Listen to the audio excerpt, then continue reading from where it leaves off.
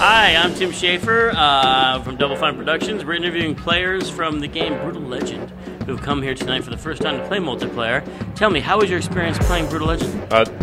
I have a microphone, thank you. What's that microphone for? Because mine's the official microphone. I speak official. Did you win or did you lose? I won. Really? I won. I wasn't going to guess that. I played Ironhead, I think it is, which I believe is Eddie Riggs' faction. Is that correct? Interesting choice. So there are three factions in the multiplayer. There are three factions in Brütal Legend multiplayer. What do they do? Let's hear some more. Ironhead, the one you played, is Eddie Riggs' faction. The one you play in the single-player campaign. And you assemble it mission by mission. You kind of put all the warriors together and learn the mechanics for multiplayer while you're playing the single-player campaign. So they're like what you would think of, they're like the heavy metal parking lot version of an army, right? So there's headbangers and rocker chicks. Also there's the Drowning Doom, which is the faction that they listen to black metal and death metal, and they paint their fingernails black. They use a little eyeliner. They're a little more dramatic than the other factions, and they're willing. The difference between them and Ironhead is they're willing to use keyboards. They'll use keyboards, and the way they use them is to debuff or like depress their enemies. So they have a character called the Organist, and the Organist will play a song that will make all the enemies not quite fight as well as they would have normally. So they'll bring the enemies down to their level. And then there's the Tainted Coil, which are the demonic enemies that you'll face in the game, or the faction that you might pick as your favorite, because they have a really unique way of fighting where it's all about hierarchy. So they have these hierarchy units, the Battle Nun, the Warfather, and the Overblesser. And these units control other units. They can spawn them on the battlefield. So they can be right up in the enemy base and make these enemies spawn right there on the battlefield. So that's their advantage. Each faction has their own advantages and their own specialties. I came into this thing kind of thinking, all right, you guys got this single-player storyline, you got this mission structure, you must have decided at some point while you're making this game, let's put some multiplayer in here, but not actually. Everybody's saying it's the exact opposite. Can you tell us how all this crazy, pretty deep-looking multiplayer mode came about?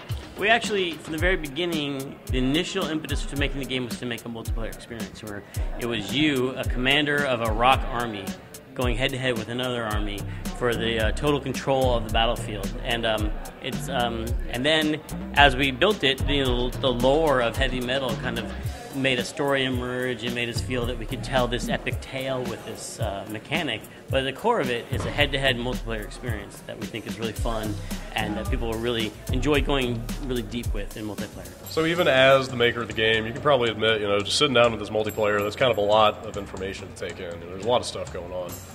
If you buy the game, how are you going to be kind of exposed to the multiplayer mechanics? You're probably not going to just dive in head first. How do you guys ramp people up so they can actually kind of grasp everything that's going on? Yeah, there are a lot of mechanics in the multiplayer experience, and what we've done is created a single-player campaign where every mission opens up a little bit more of it.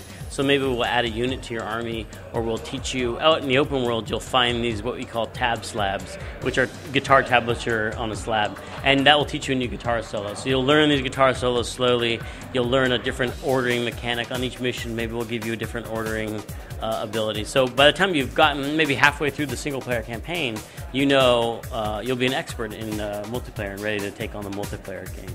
Before we wrap up, it's that time. Tim, it's exclusive time. Exclusive time. You knew it was coming. Did you notice any exclusives while you're out there? There's some things hidden out there that people don't really know about. Well, we're not very diligent about that sort of thing, so we're kind of hoping you would help us out. So. There's a character called the Screamer. Did you notice him? There's a guy tied to a living hot rod, and he's being boiled with oil or burned with flames, and he's called the Screamer. And his screams actually make his friendly units fight better or create units faster.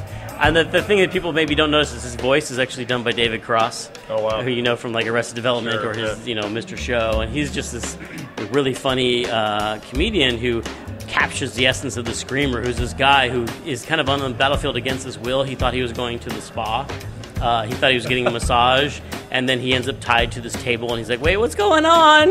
Give us the exclusive on the hate cage.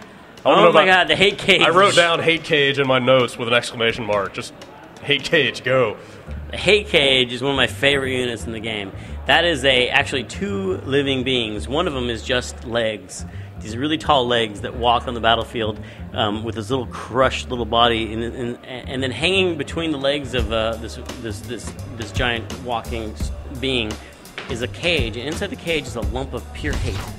and the hate is in there screaming, and is just dripping hate on the battlefield. So the hate cage walks over the battlefield, dripping pure hate on the enemies and making them more vulnerable to enemy attacks. But then, if Daviculus jumps on top of the hate cage and takes control of it, he can lift up his giant feet and smash his enemies, and that's really fun to do. As a player, you can do a double team attack with the hate cage, get control of the hate cage, and then all of a sudden you're 80 feet tall and you're stomping all over the battlefield and you're stepping on your enemies and you're blowing up cars in one fell swoop, and it's really a lot of fun.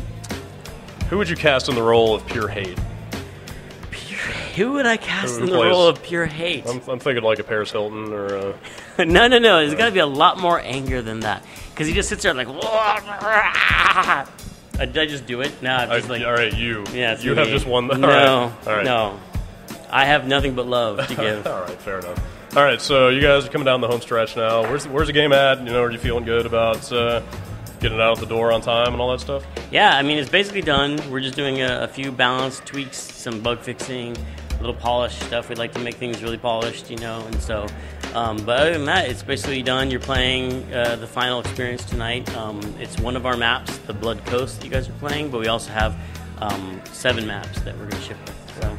Very cool. All right, Tim, well, appreciate your time. All right, thanks for coming. Hope you liked it. Cool, thank you.